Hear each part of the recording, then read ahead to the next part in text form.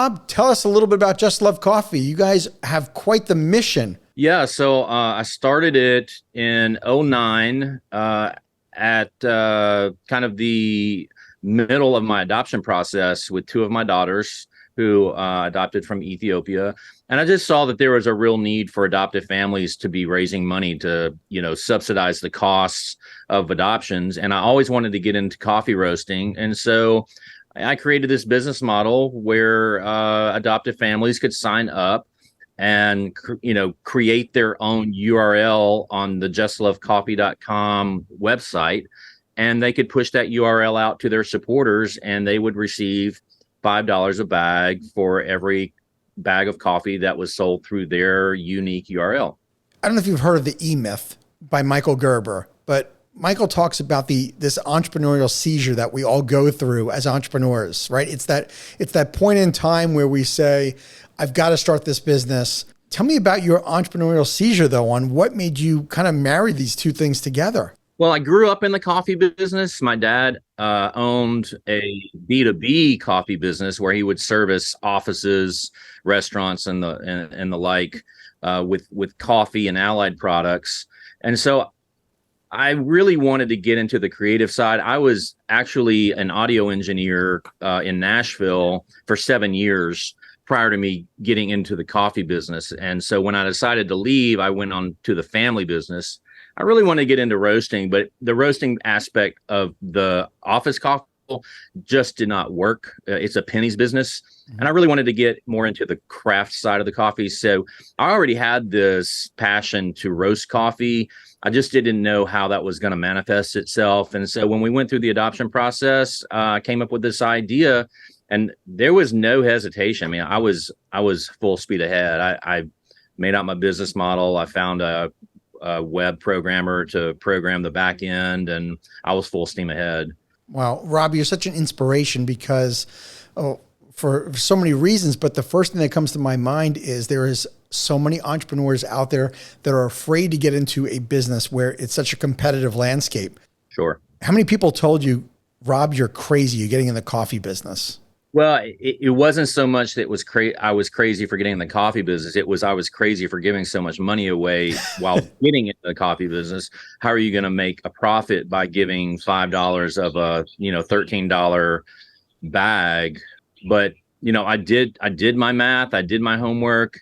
I wanted to give as much as I could and still break even. And, we were able to do that in the first year. So I knew the model worked after the first year. Things just kind of unfolded, and I kind of fell backwards into the coffee shop model.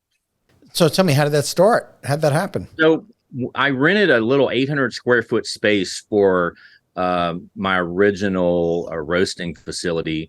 And it was me and a college buddy of mine who had been roasting coffee in a popcorn popper at his home for the last 10 years. So he was a child counselor. He got burnt out. So he had this heart for kids, but he also had this knowledge of coffee. And so I brought him on in a panic after the first day because I had so many orders. I was not going to be able to fulfill them myself. And so I told him I had enough money to pay him through the end of the week.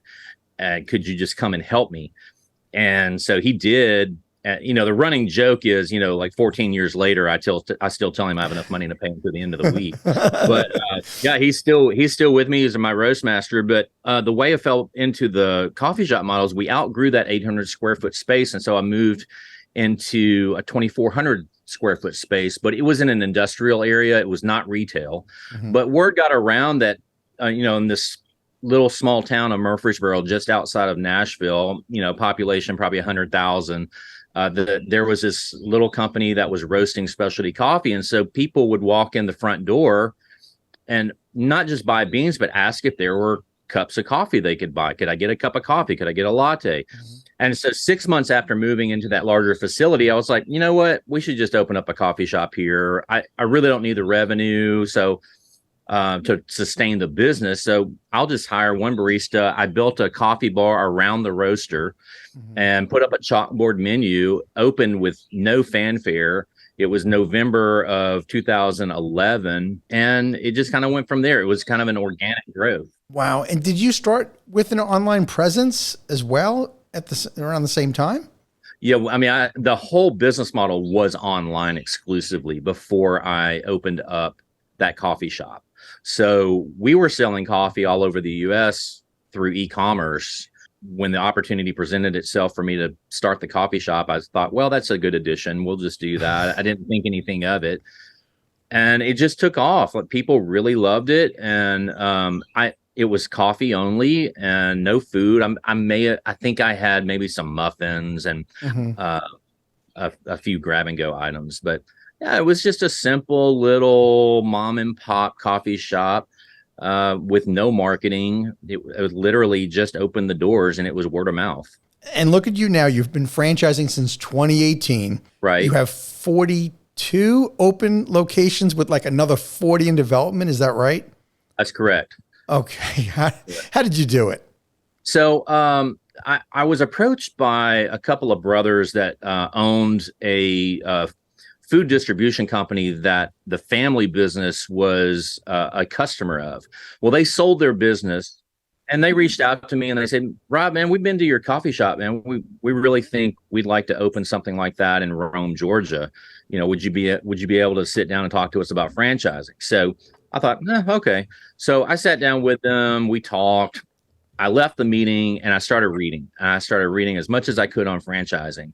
And I made a very quick decision that I was not going to get into franchising. It was too complicated. It was extremely expensive. There's a lot of legal involved in it, and I was just not prepared to do that. So I turned them down. Well, fast forward a year, and the shop just got busier and busier and busier. And I was like, well, you know what? Maybe I do have something here, and maybe it's replicatable. Hmm. So I called my financial advisor and I said, do you have anybody on your client roster that knows franchising? So gave me a call back pretty quickly and said, yeah, I have a client. His name's Alan Thompson. He's grown this concept from one store to, I think at the time, about 75. He's willing to meet with you. And so I said, great. So I met with Alan. It was just a discovery meeting. I was just trying to get information. And Alan said, look, you've got a franchisable model. The question is, do you hire a consultant like me to walk you through the process, or do you partner with someone like me and have somebody with a vested interest in the company? As a, you know, I said it was a no brainer. I would want a partner. And so I left that meeting. I was like, okay, I kind of have validation that I did have something that was franchisable, but I needed to find that person. Well, Alan and I kept in touch, and I really don't remember how it all unfolded, but about 4 or 5 months later, we partnered together. I remember our first meeting at my shop. It's very difficult to find this original shop. Like I said, it's not a retail location. It's behind a building on a side street facing a city fence. And so he walked in and he said, how in the world are you doing the business you're doing in this location? And he said, if we were on Main Street, we would kill it. Right. And so we partnered and we decided that we needed at least one prototype store, from the ground up, if not two. Smart. And so we found two locations, one in downtown Nashville and one just south of Nashville, in a city called Brentwood. Unfortunately, those both opened within weeks of each other. I mean, it would have been nice to have one built, had a few months, and then have the other one open. But anyone who has gone through the process of opening a retail location or the franchise process, the timeline just kind of is the timeline. That's and it. you have some control, but very little. And so, we opened those two stores, and man, we didn't know what we were doing. Like, I had no idea what it was going to be like opening a shop from the ground up in a new market where no one knew who you were. And so I'm going to back up just a little bit. Sure. Before we decided to build the prototype stores, Alan told me, Rob, you really need a food program. And so he said, I'm going to leave it up to you to figure out what that is. I was like, well, great. I have no experience in the restaurant business. I've never worked in a restaurant. I've never worked in a kitchen.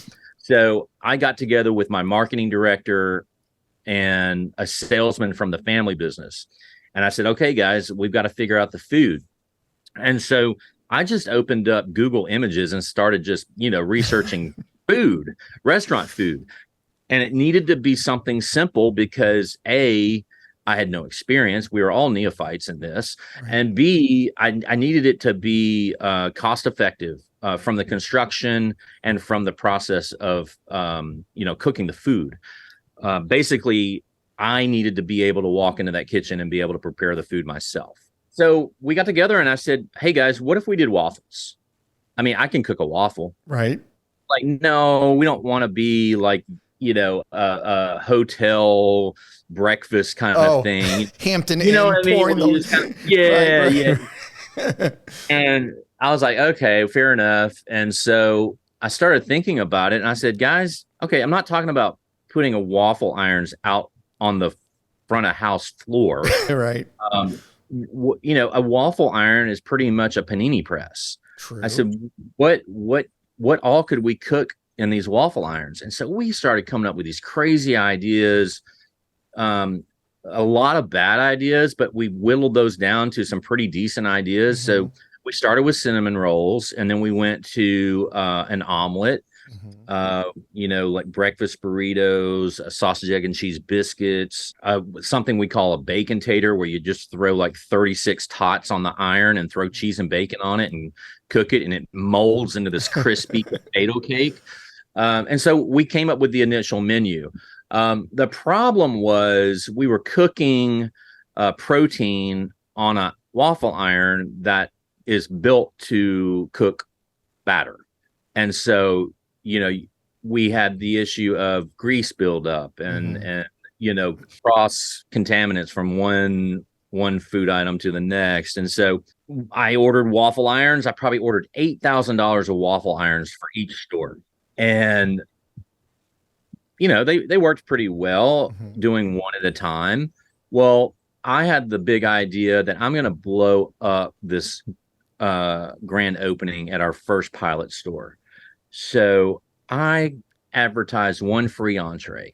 I show up at 6 a.m. There's a line down the street. Oh my goodness. People were waiting for like an hour for their food. Like, we did not have the systems and processes to handle the kind of volume that I was trying to get. And how did they know about this? First of all, that you had this line down the block. I just kind of guerrilla marketed. I had sent a street team out with flyers to all the businesses and posted on social media. And, I knew how to get the business. I didn't know how to serve the business. Mm-hmm. And so, we got done with that day, and, the irons were sticking. I definitely had the wrong kind of irons. So we had to work through a lot of things. It took us 2 years before we started franchising. Actually, really 3 years, because that was May of 2015. And it took us 2-3 years to really get not only the systems and processes down, but the right equipment, and to get the construction costs down to something that was saleable. Those were the kind of issues I was going through before we even opened up the door for people to buy in. Thank you for tuning into the Emerging Franchise Brands podcast. For additional insights, guest applications, and to stay connected, visit us at efbpodcast.com. The Emerging Franchise Brands podcast is for entertainment purposes only, and the views expressed do not necessarily represent those of Emerging Franchise Brands, its host Frank Fiume, or Emerging Franchise Group, LLC. Any discussed franchise or investment opportunity requires thorough investigation, obtaining proper disclosure documents, and expert consultation before making any investment decisions. The podcast and its host do not offer professional advice or endorsements, and they hold no responsibility for actions, representations, accuracy, or consequential damages related to the podcast content.